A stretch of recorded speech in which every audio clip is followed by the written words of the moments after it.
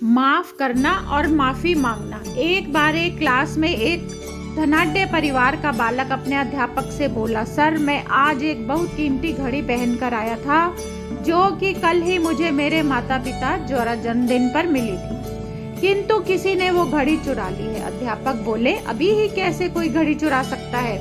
लड़का बोला, सर अभी जो 5 मिनट का ब्रेक हुआ था तभी मैं अपने टेबल पर घड़ी छोड़कर पानी पीने गया था, तभी से घड़ी मुझे नहीं मिल रही है। अध्यापक बोले, कोई भी क्लास से बाहर ना तो गया है और ना ही कोई आया है, इसका मतलब घड़ी क्लास में ही है। अध्यापक के मन में विचार आया कि इन सबको एक दूसरे के बारे में पता नहीं चलना चाहिए कि यह किसने किया है। अध्यापक ने कहा, जल्दी से सब अपनी आंख पर पट्टी बांध ले।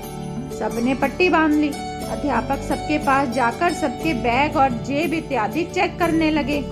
एक लड़के के पास घड़ी मिल गई। अध्यापक ने चुपचाप घड़ी उसके मालिक को दे दी। किसी को कुछ पता नहीं चला कि घड़ी किसके पास से मिली है, सब नॉर्मल चल रहा था। अगले 2-3 दिन तक घड़ी चुराने वाला लड़का काफी भयभीत रहा, घबराता रहा कि राज खुल जाएगा, परंतु ऐसा कुछ नहीं हुआ। विद्यालय पूरा होने पर सब बच्चे बड़े बड़े पदों पर आसीन हो चुके थे। कॉलेज का रीयूनियन फंक्शन आया तो घड़ी चुराने वाला लड़का भी आया और अब वो बड़ा ऑफिसर बन चुका था। वो अपने अध्यापक के पास आया और उनके पैर छूने लगा और बोला, सर मैं आज आप ही के कारण जिंदा हूँ। अध्यापक बोले, वो कैसे?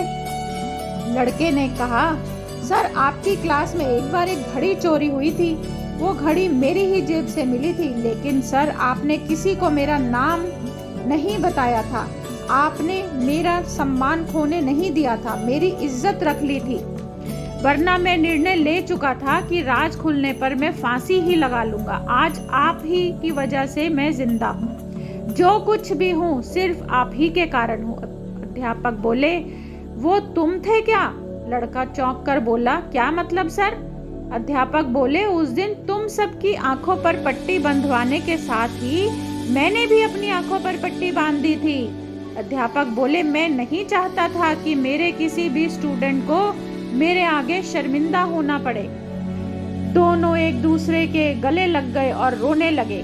यही तो माफ करने की महानता है।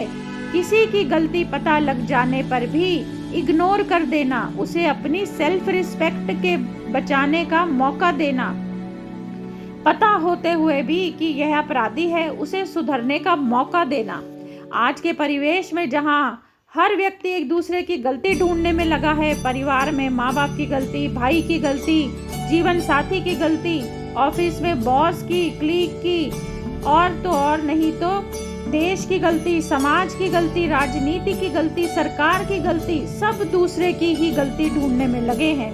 ऐसे माहौल में ऐसे व्यक्ति बने जो एक दूसरे को माफ कर सके। माफ करना और माफी मांगना शक्तिशाली लोगों का काम है साहब, कायरों का तो इसका बोध भी नहीं है। अपने संपर्क में कोई भी हो, अपना पराया, गली मोहल्ले का, ऑफिस का, बाजार का संपर्क आया हुआ ही क्यों ना हो, माफ करने की कला सीखने का कोशिश तो कीजिए, आपको स्वयं को ही सम्मान महसूस होगा। गलतियां ढूंढना महानता नहीं है, गलतियों को नजरअंदाज करना और सामने वाले को अपना सम्मान बचाने का मौका देना महानता है। तो आज से आप अपना सम्मान खुद बढ़ाएं।